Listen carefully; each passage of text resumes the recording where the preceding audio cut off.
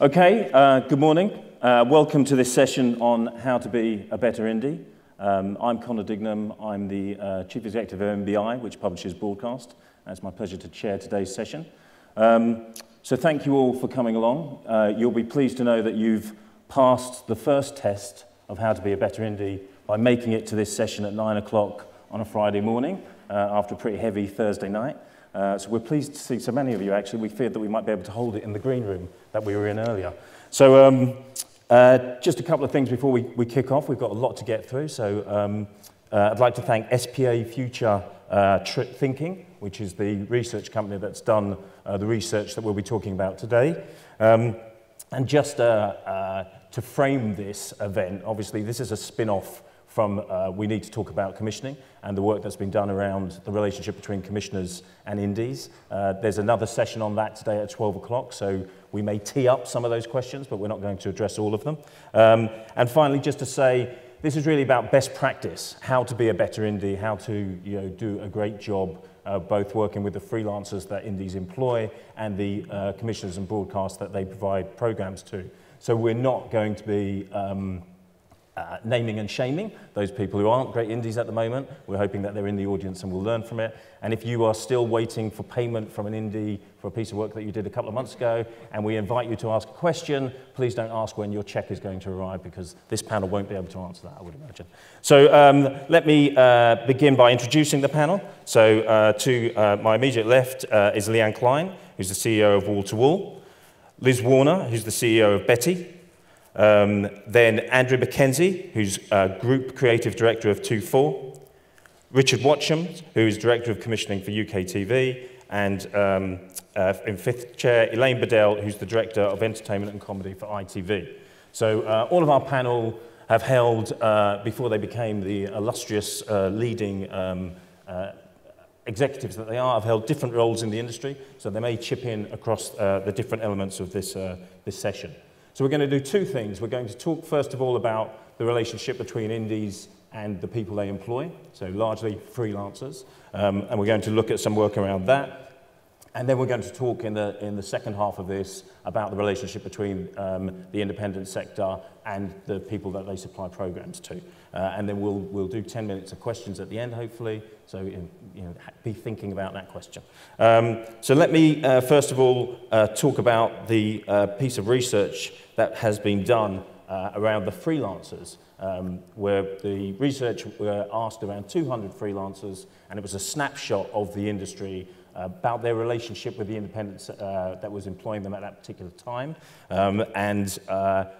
They were asked, how does that indie behave? How do you get on with them? And I'm delighted to say that two of the most highly ranked indies are on the panel. And first place was voted Wall to Wall, and Betty was voted in second place. And 2-4 is obviously our Indie of the Year for Broadcast, so they're obviously here to talk about some of their policies and strategies as well.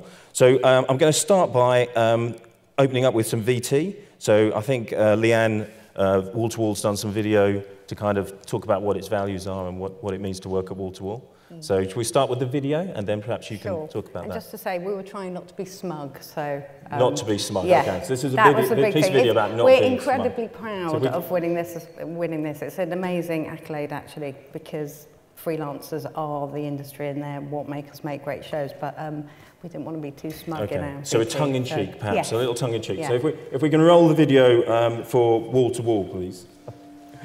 So tongue-in-cheek. Yeah. Tell me a little bit, Leanne, about working for Wall to Wall. Then, what would you say is the culture of your independent? It is a hugely creative business, and it's also got a long history. It's been around for 27 years, and it's always been a creative business, even though it's grown hugely over that time. So I think the culture in the company is simply that everyone who works there knows that it's about making great television. If you make great television, that makes money, but it's not about making money. And it's led at the very top by creative people who have a passion for exciting, quality television. I think it helps we make big shows which are well funded, so people know that they'll get the resources to do some great work. And we bring people on. So that tape was actually made by a very junior researcher in the entertainment development team. And when we can, we'll give people opportunities to grow careers. There's a lot of people who've been there a very long time. Yeah. You know, the senior management team have mostly been there 20 years. But throughout the company, there are people. So we've got to the point now where we have very few freelancers because we have to make everyone staff after 9 months, and there's so many people. So when you say you just have stayed to and make stayed. people staff well, by after law 9 you months, do. By law you do. If they've been there continually, you have to make them PAYE, and after another year they become permanent staff. So basically, our staff numbers keep growing because we've got so many people who just stay, and we develop their careers. So I think it's that, and also we do have and have had for a long time, a no wankers hiring policy. So basically, if someone is horrible, we will not hire them. And a couple of times we've had to, we have made mistakes, and we've had to get rid of people. Tell them they're a wanker, and they have to leave. Yeah, exactly. You're a wanker, out. That's it. So how many people are employed at Wall-to-Wall at the moment? I looked at this week's payroll, and I think it was 295 people on the payroll. 295, yeah. And roughly, what's the ratio of full-time employees versus freelancers? So, I mean, there are about 150 of them are on the payroll, and about, I think, 80 of those are permanent staff who are on full benefits, and the rest are short-term payroll. And then there's about another 130 who are scheduled D or loan outs. Right, so your ratio of that, I think that's quite high. I think it's quite high, but remember, we're actually happen to be in quite a quiet production time. So in a few months' time, there might be loads more freelancers potentially if we've got a big show on or something. And if I said to you, what is it that makes you different to other indies then, or do you think that's one of the things, the ratio of how many people you take in? I think the stability within the team, who've all been there a long time and frankly are quite long in the tooth and have learned a lot. They've learned through mistakes, so they know how, you know, we've all been there together doing it for a long time, and we know how best to make shows, but also to look after people. The other thing is, this is quite unpopular at the moment, I know, but we are part of a super indie and now owned by a Hollywood studio, and that does mean that we have full-time HR. You know, we have to operate proper employment practices, best practice, working hours. We even give people, there's this American thing called summer working hours, so that people can get to the beach at lunchtime on a Friday. And summer so working hours. Summer working hours. Work for so you. we now do summer working hours where you work extra half hour every day, and every second Friday you can leave at lunchtime and go to the beach. Okay, yeah, excellent. In the rain. Okay, good. That sounds great. I'm there. Yeah. So so that's great. So we're going to come back and talk about some of those things: HR, super indies. Let's move on to Betty. Which was second place in the list of indies that the freelancers voted as your best place to work. And again, Liz, we've got some VT. So should we do the VT first, and then you can speak to that? Yeah. Absolutely. Okay. So if we can show the Betty video. Okay. So that's excellent. So another example, Betty, you know, Liz, of a company people want to come and work for and enjoy working at. So what's different? What do you think is the values? Well, obviously I don't run a production company. I run a hippie commune. It's like where we all hang out doing yoga together. That's real, is it? Pardon? That's real. Yeah. I suppose I believe the same thing in the, you know, I sort of don't parrot Leanne in the same way as that creativity is at the heart of what we do. And we are a creatively led company, and we're not accountancy led, and that's always been the case. I sort of think that ideas, original ideas and fresh ideas are at the heart of everything. And making really good programs and high quality programs is what we ask people when they come to Betty, is we expect them to do their best work. We want them to come to do their best work. And I think that attracts people. They want to work on good programs. They want to work on high rating programs and divisional programs.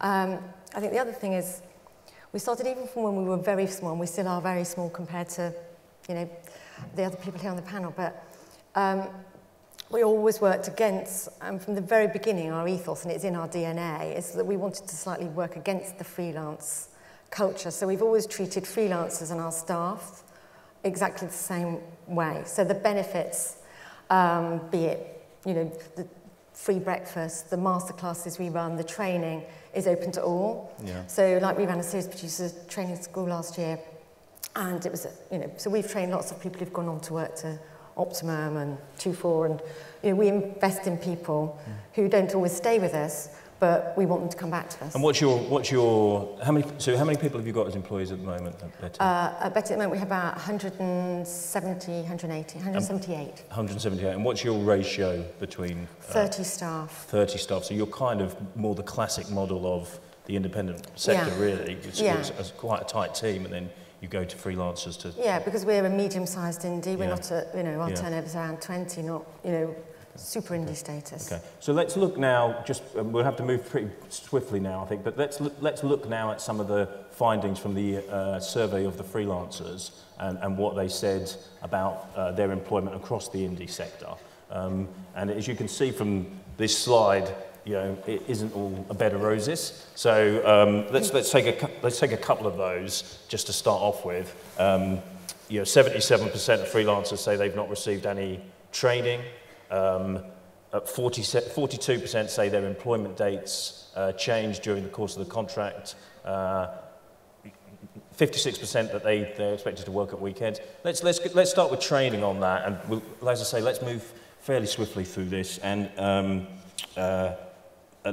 perhaps we could widen this out and bring in Andrew as well. The training, Andrew, what's the score with training? It's on the job, Connor. It's on the job training. Yeah.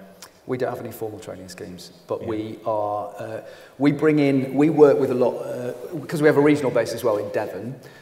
We work with Falmouth College quite a lot, and we bring in we have a scheme that brings in a lot of media trainees, and so in Devon more than London, I think it's much harder in London to have a formal training scheme, but in Devon we have a training scheme that brings people through from graduate level right through the company, and it ensures, particularly in that base, that we've got a very long span for our employees. Yeah, and what's the composition of in terms of full-time staff to freelancers? 2-4. Gosh, I don't know. I think it's about a third full-time. I think we've got about 100 full-time. I think we've got about total freelance staff in the 2-4 core group of about 350 at the moment. Yeah, and just the other indie. So Betty, Liz, what's the approach to training?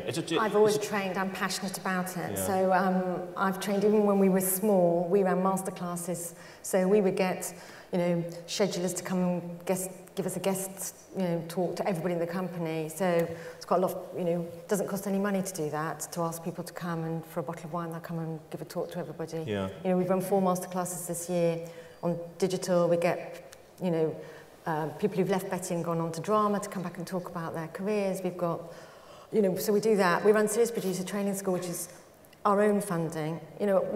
I think you make your decisions within your company, and our execs won't travel first class, but we'd rather invest that money in training people. You make your decision where you want to spend that cash, and I think that's part of why people want to come back to us, because we do invest in them. Yeah, and they're training at wall-to-wall. How do you approach that? Freelancers get training? Yes, they do, actually.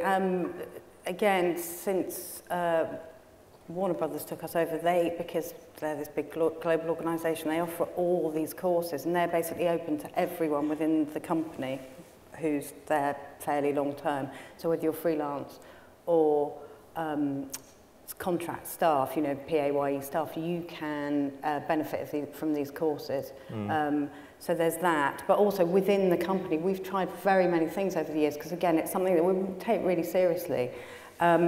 And from a kind of, informal sort of masterclass type approach, but also, we do all sorts of placements. We fund people to go on the DV Talent series producer course, which is quite expensive, but that's the one area where it's really hard to get people to come up from producer or director to series producer. Is a real gap in the industry, and that's something that we're trying to invest in, and we've got a number of people we want to bring up through that. The other thing we've done, which actually Alex Graham, my former boss, introduced just before he left last year, was we started the wall-to-wall short film competition, which was this brilliant thing which basically anyone who had never had a director credit could make any sort of short film they wanted, and they were submitted anonymously, blindly, to 3 of us, and then we awarded a prize, and actually the take-up was huge, and the films were amazing, so that's something we'll carry on doing. Yeah.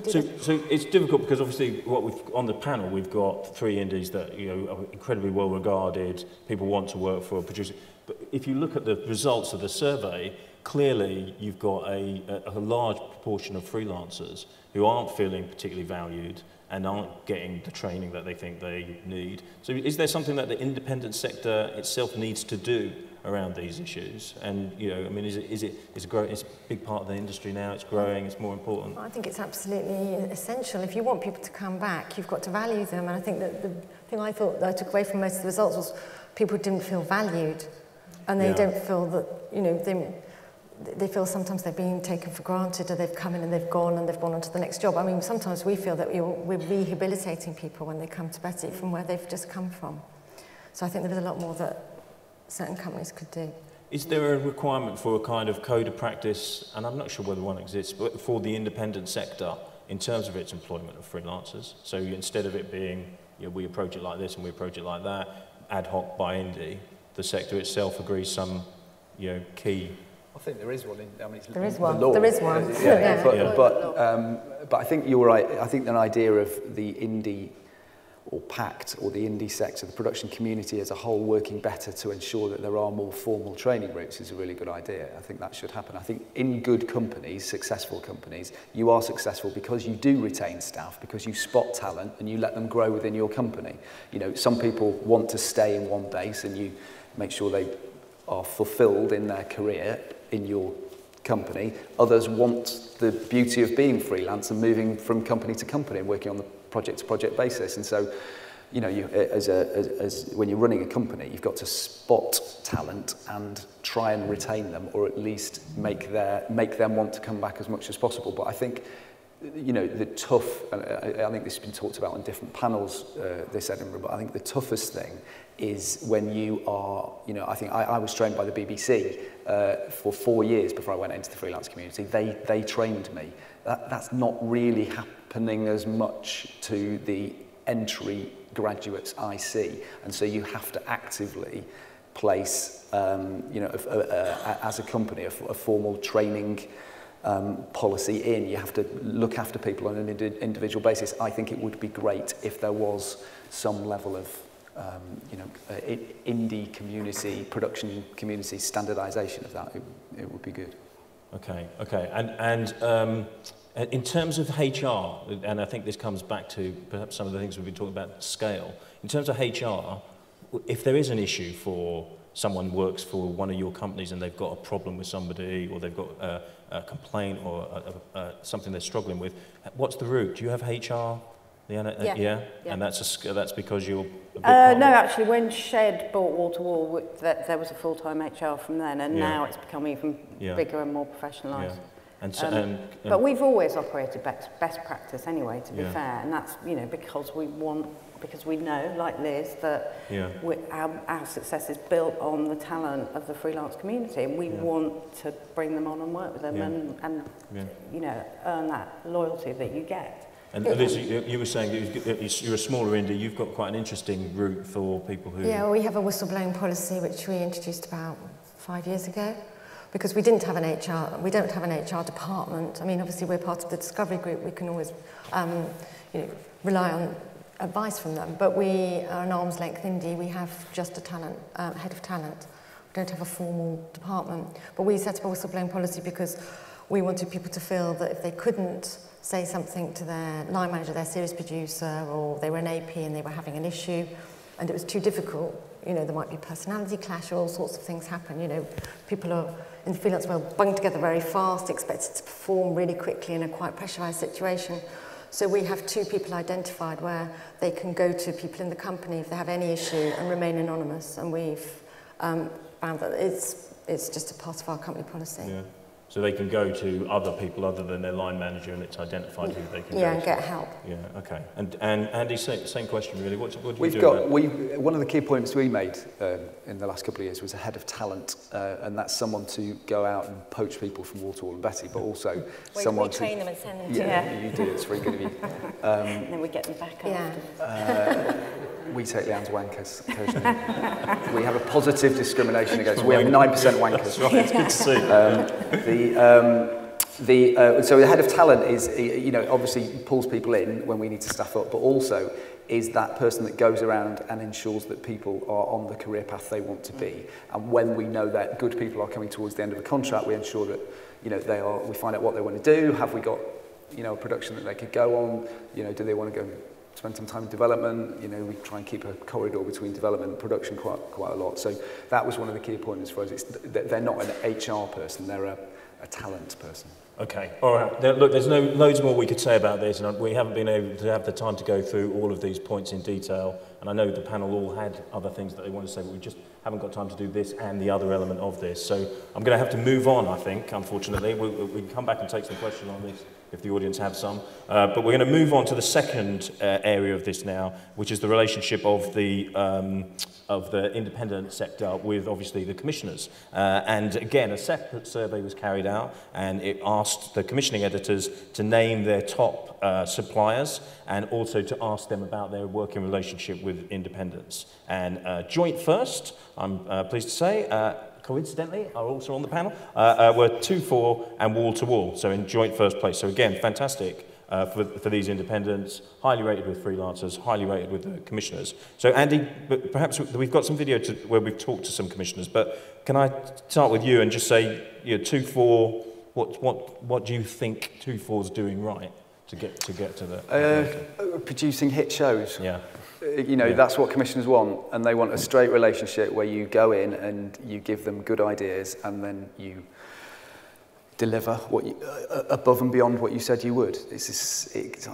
I know it sounds simple, but it is as simple as that. I've got lots of, you know, when I was a commissioner, these two, I have good personal relationship with them both, but they were both regular suppliers to me because they gave me the best ideas, and they delivered great programmes, and it's sort of as simple as that. I think that's why commissioners like you. It's, you know, sure, personal relationships are important. Ideas, great, brilliant ideas, meetings, you know, but they want hits. Deliver they want goods. hits. Same thing, as simple as that, really, is it? I mean, it's a risky business, commissioning, I'm sure, and in the end, you want to go with people that obviously come up with the right proposition, and that's the work we do to kind of find the right proposition for each broadcaster. But in the end, you've got to make it the best it can possibly be for that idea. And then whether it does well or not, the quality's there, it's there for everyone to see, it's a good show, and you will get another, you will continue to work with them. It is that simple. Okay, so I'm going to open it up in a moment to Elaine and Richard, because I know that they've been sitting there patiently, itching to say things. But first of all, we're going to show some VT of some other commissioners where we've asked them, you know, what makes a great indie to work with. So if we can show that video. Okay, so not massive surprises there in those comments, but let's open it up now. Elaine, maybe we could start with you. You know, trust, you know, good open conversations, you know, the things you'd expect. But what is it that you think is kind of key in the making a relationship work? Well, Andy's quite right. I mean, you know, we're all after the same thing, which is a successful program, and the journey that you go on towards that. You want to be as kind of collaborative and open and honest as it can possibly be. And, you know, at its best, I think, there's a sort of recognition that we're all in this together. We're all working for the same ends. It's as important to us as it is to the producer, and therefore everybody has got the same kind of level of investment in it. And the thing I think that matters most is that there is a constant dialogue. It's what Joe just said in the VT. You want to know every step along the way that you don't want surprises, you know, and if the relationship is right, there will be that constant dialogue. Yeah, and Richard, saying, I mean, essentially they're capturing exactly what you think in terms of... Well, yeah, it's a partnership, so, and I think it's really important that that's a partnership that is entered into without any kind of commissioning editor, production company hierarchy. I think Now, it's very important to have respect for the indies that you work with and to trust them to go and make the programme. So you have to build a relationship with that commissioning editor and with that indie over a period of time. And I think that's really what pays dividends in the end. Yeah. So perhaps we can see the slide that's got the more detail from the commissioners on what they thought. Because if you believe everything that you're told, it's all sweetness and light in the relationships, but we know that's not the case. So 91% of commissioners think that their department work well with indies, so that's pretty high. Yeah.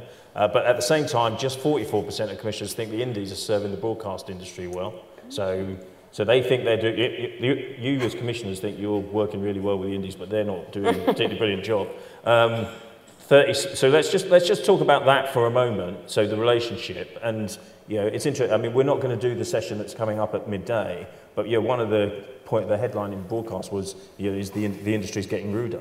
So and actually this is suggesting So do you think the relationship between the indies and the broadcast is as good as 91% suggests? I'll ask the controllers first, the commissioners first. Is that 91%?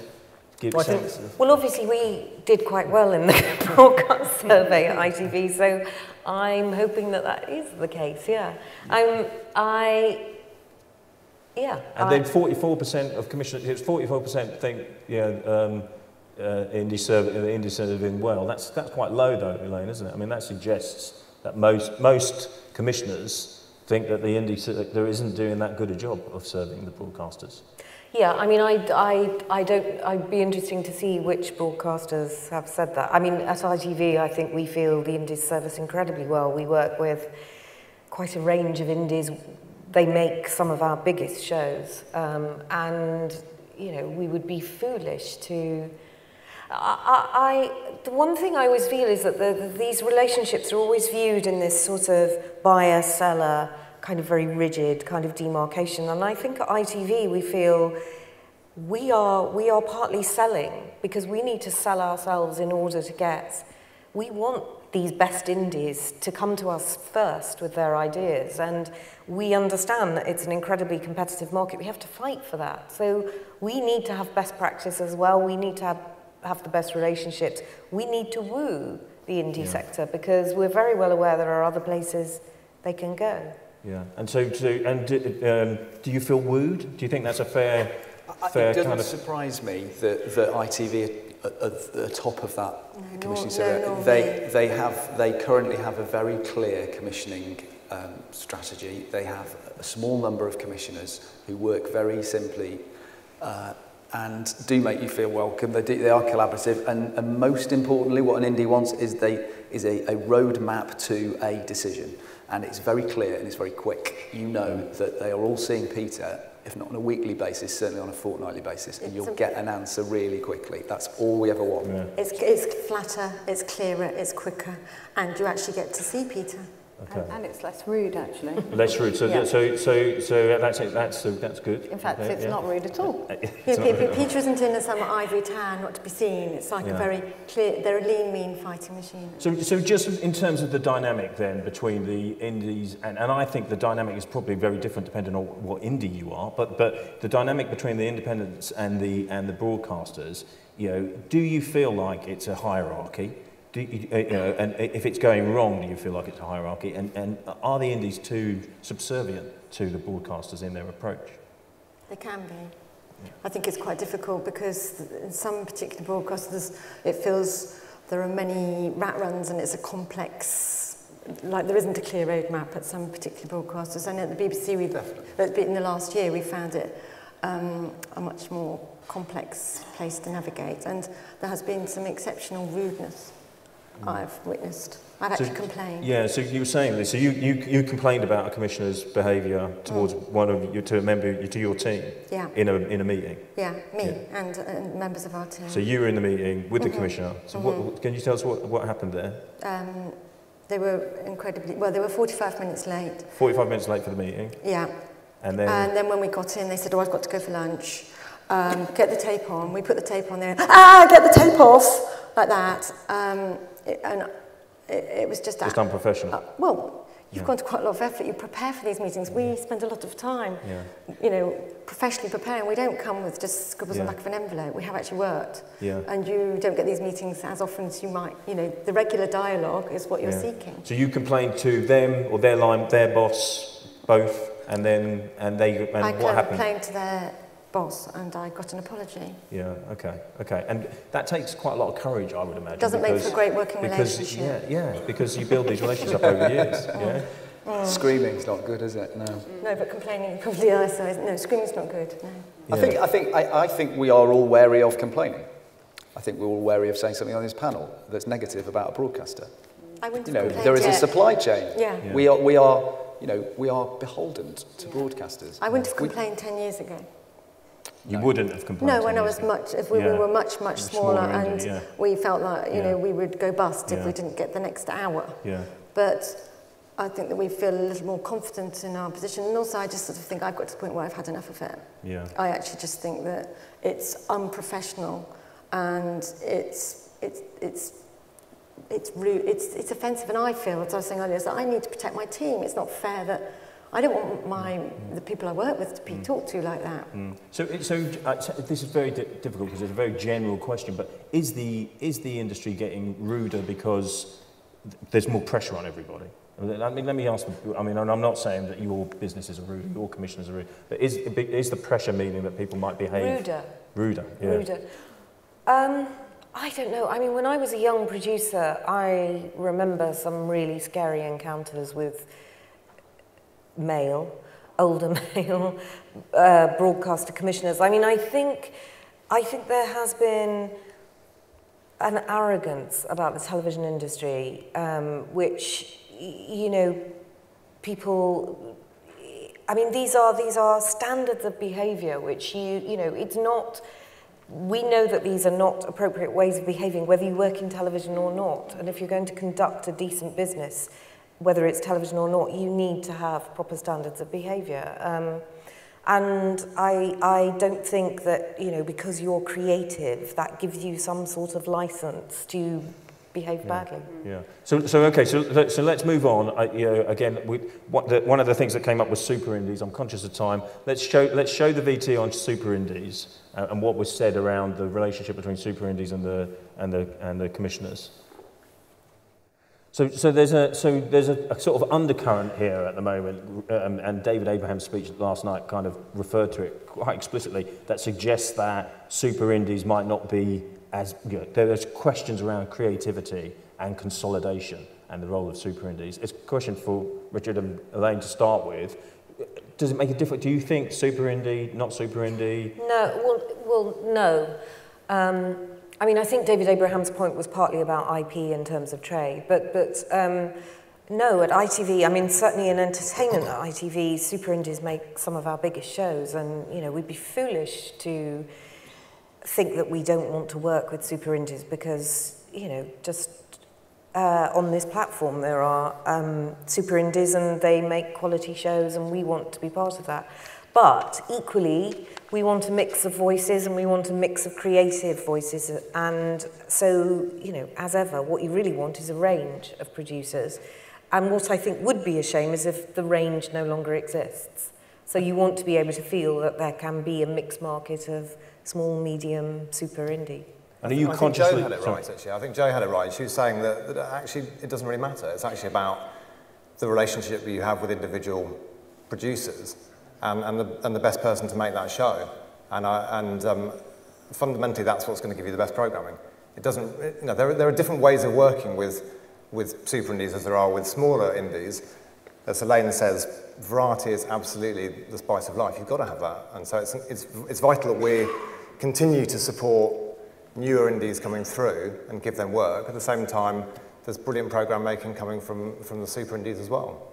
So one of the comments and kind of questions that came, or feedback that came back, was that in super indies, sometimes the top talent that pitches you the program disappears, and actually, so they sell you. I think the phrase was saying they sell you the sizzle, and then that talent disappears. Is that something that you? Yeah, I think that's really important because, you can tell from the discussion on the platform that the kind of cultural atmosphere of an indie and the way that an indie is run and its staff are kind of stimulated really matters to us as well. And so, you know, that comes top down.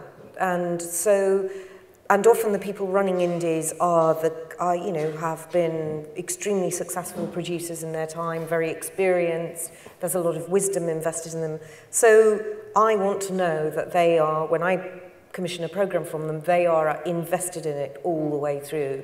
And that if there's a problem, I can have that dialogue with them, because I think that's very important, yeah. I mean, I think that you're building a relationship of trust with that person. If that person then disappears and leaves it for other people to make that show, it's very hard to maintain that degree of trust.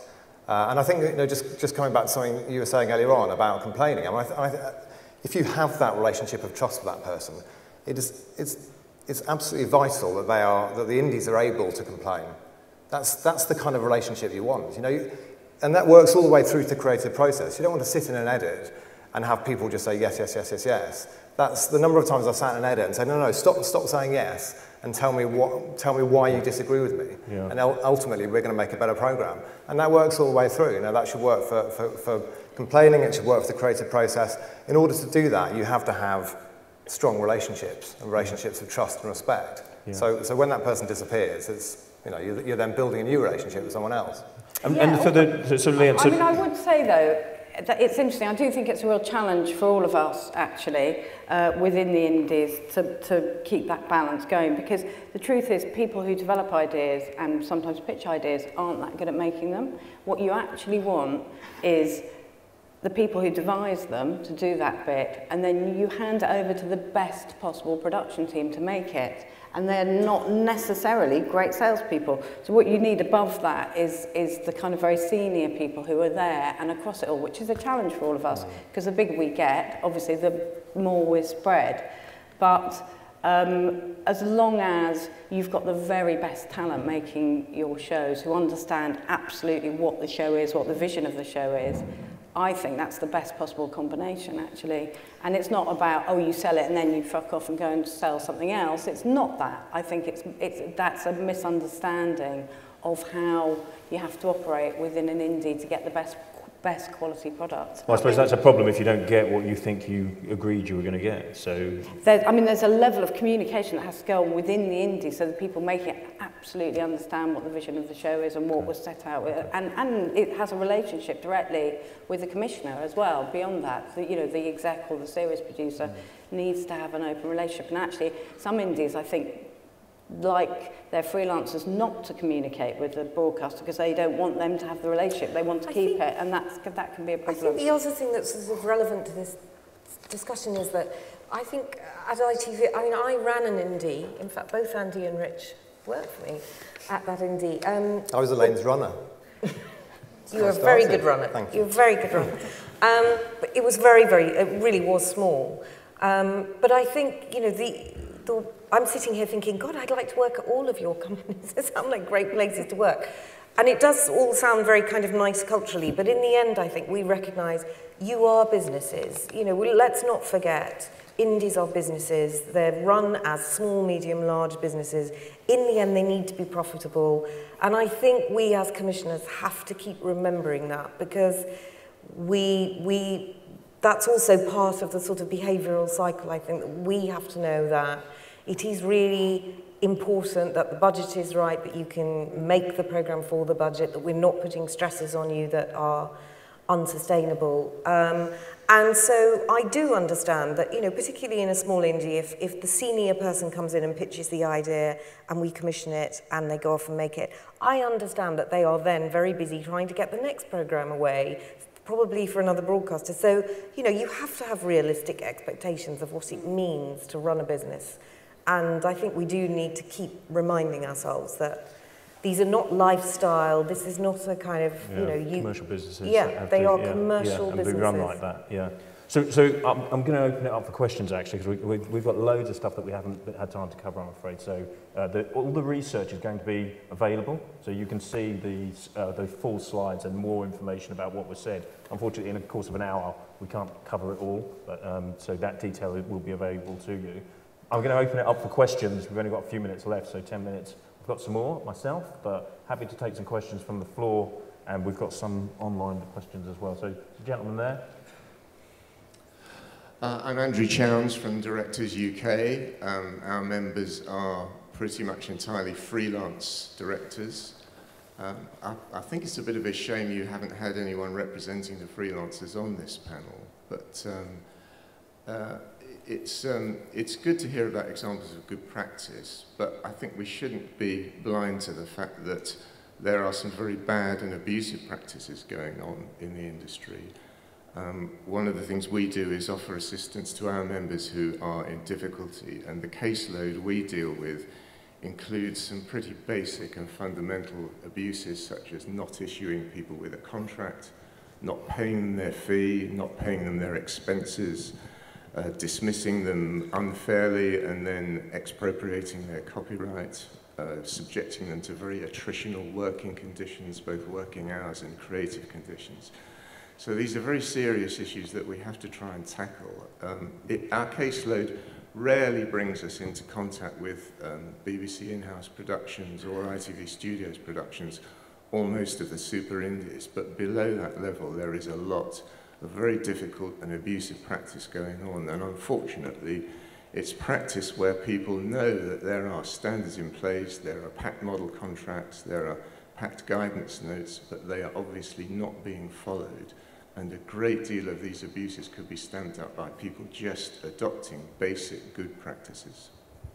Yeah, I'm not sure if there's a question in there. I mean, I think the survey came back with quite a number of things around contracts, but it was more about people not knowing the length of the contract, or the contract kind of not being exactly rigid, partly because programs. Yeah, I mean, I think that's as much to do with commission, how the commission happens often, because you think you line up people to work on it, and then it takes longer to actually get it through the green light process with the broadcaster. So often a date will change, or it'll run longer because the edit overruns. Yeah. Okay. So can I ask if there are any other questions? Does anybody want to respond to what Andrew said there? I mean, I think it's clearly we're not saying it's perfect. I mean, the whole point of this panel is to say there's absolutely room for significant improvement in all of these things. Yeah. I think what we're also saying is actually we're going on the basis of what 200 freelancers actually expressed as their key concerns. But your point completely taken.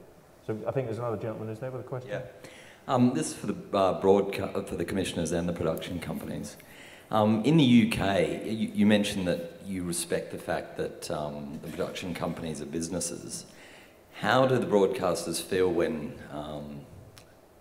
a production company takes the same project to a couple of different broadcasters and plays them off against each other? How is that dealt with? I don't mind so long as they're honest about it. I mean, I'm completely fine about somebody bringing me a project and saying, and by the way, the BBC are looking at this at the same time, or Sky, or whatever. So long as it's out in the open, that's fine. What I don't like is looking at a project, getting involved in it, and then them saying, oh, well, actually, the BBC is quite interested in this now when we're down the road. I think that's sort of not honest brokering, really. But I don't mind up front. Yeah, I don't mind either. I think it's a number of times we've not been able to make a decision quickly for some reason, and I've suggested to indies that they take it elsewhere. And I think it's quite important that people are able to exploit their IP and their ideas in the way that makes that company function well and make money, and so I think that's vital. I think, as Elaine says, it's just about honesty. In the US, they don't make any bones about it, do they? They're going around pitching the same idea at the same time, pretty openly. That's the culture. Well, it's a very different culture here. Yeah. Okay. So less the dialogue in the UK. It's more. It's an upfront. Everyone knows that you're taking it out that day. But in most cases, do you know who you've got an idea? Do you think to yourself, this is for these guys? And I think we build relationships with individuals. I think Liam said it there, and most commissioners would agree with it, that you want to believe that it's been tailored for your brief, that actually you have said, this is what I'm looking for. There's a relationship where we've gone away and we've come back with something specific for that bucket, as they call it. Or they've bothered to take the broadcaster name off the top of the treatment. Yeah. Which I've worked at a broadcaster where they've virtually, Tipex'd out. Tipex'd out, BBC Three. Yeah, or just keep it in. Yeah. So I've got a question here that's come in from the app, which basically says, which is working, which I'm impressed by, which actually says, and this is for the indies, which is, what do you do when your commissioning editor is more junior than the exec, and it shows in their editorial notes and editorial? So I suppose that's about the relationship back again. So your commissioning editor's notes, they're basically not up to the job, or they're not, they're not. I remember a scenario where I was a junior commissioning editor for Liz, and Liz went to my boss and said, he's giving too many notes. And she did the right thing, because I needed telling. He needs You've forgotten that. He needs to back off. He needs to back off. Yeah. We really it depends. welcomed the input in the edit. Thanks very much, Liz. It improved the film no end. It's very tricky, because I think it's happening more and more with certain broadcasters, and I think there is You mean that there are more junior commissioners in? Right. Yeah, and I think not trained, probably. Not trained, and There are two issues, aren't there? There are too many notes and there are bad notes. I think it's important to remember that people are always learning on that job, and I think I'm lucky at UK TV that I've got a team of people who are very experienced programme makers, and so whilst they might not have been commissioning for years, actually they've spent a lot of time in edits. Yeah. But I think the feedback is always welcome. Yeah. We've got one commissioning editor, I'm not going to name him, but we keep his notes. We keep his notes, and they're going to form a book that's going to be the equivalent of W1A. Yeah. They are ridiculous. And how do you respond to them, though? If you're getting ridiculous, what do you do? You're getting ridiculous notes from someone. You do the best thing for the programme, and then. Yeah. Well, we were talking earlier. I can't remember which one of you said it, but you'd had an experience of 16 viewings of a programme with a commissioner. I mean, that is not good practice, is it? Yeah. And again, I suppose it comes back to that relationship, or the higher, are independents in a strong enough position to just say, look, this is ridiculous. Yeah. I mean, you just can't keep. I think it's hard to do that, but if the notes really are making the programme worse, it's absolutely vital that you say it, and you say it as nicely as possible. You say, actually, we completely disagree with you. You have to. And in the end, if the broadcaster insists they're enacted, then you do it, but you kind of go, it's not right. And I do think it's really important for the programme makers to stay strong about what they believe is right for the programme. And it's important you talk about training in the indie sector, but is there enough training in the broadcast sector?